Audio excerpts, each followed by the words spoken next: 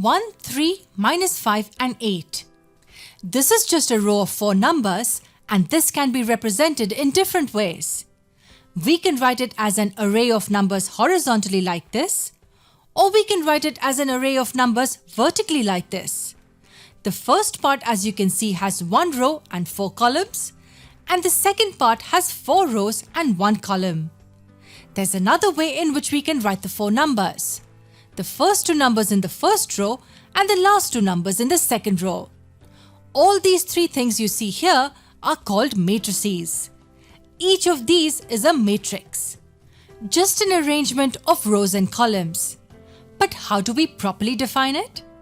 We can say that a matrix is a rectangular arrangement. But a rectangular arrangement of what? It can be anything. Numbers, letters, other characters, anything. A matrix is made up of rows and columns. The first matrix has 1 row and 4 columns. The second one has 4 rows and 1 column. And what about the third one? It has 2 rows and 2 columns. So a matrix is just a rectangular arrangement of rows and columns. But there is one important condition we need to keep in mind. Each row needs to have equal number of elements. For instance, in the second matrix, each row has 1 element, and in the third matrix, each row has 2 elements. And each column also needs to have equal number of elements. In the first matrix, each column has 1 element. The second matrix has just 1 column, so it doesn't matter. And in the third one, each column has 2 elements. So a matrix is a rectangular arrangement of rows and columns in which each row has equal number of elements and each column as well has equal number of elements. So is this a matrix? Elements A and B in the first row and elements C and D in the second. It is a rectangular arrangement. Each row has 2 elements and each column has 2 elements. It is a matrix. And these 3 are also matrices.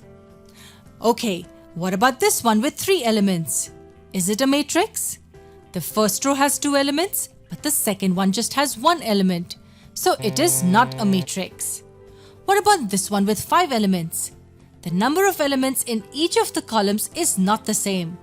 It's 2, 1 and 2, and this as well is not a matrix. So this is the definition.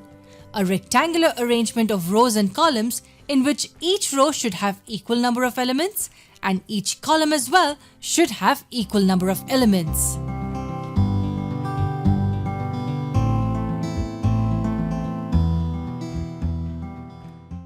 Ronaldo, Messi and Zlatan are warming up before an All-Stars football game. Ronaldo gets the ball and passes on to Zlatan. Zlatan then passes the ball to Messi, and then Messi passes the ball back to Zlatan, and many such passes are exchanged.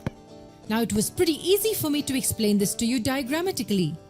But what if I wanted to explain this to a computer? The computer will not understand diagrams. So we make a small table on the right with 3 rows and 3 columns. We can have Ronaldo, Messi and Zlatan as rows. And to know who the ball was passed to, we have Ronaldo, Messi and Zlatan as columns. We all know what Zlatan is capable of, but let's assume the players can't pass the ball to themselves. So these 3 elements will be 0. There is 1 arrow going from R towards M, so we write a 1 here, and there's just 1 pass from Ronaldo to Zlatan. Similarly, we fill the rest of the slots. What we see here is nothing but a matrix. It is nothing but an array of elements, something which a computer can decode. And it summarizes the entire warm-up session. Adding up all the numbers here will give us the total number of passes, and it also tells us the direction of the passes. Don't you wish matrices were taught like this in school?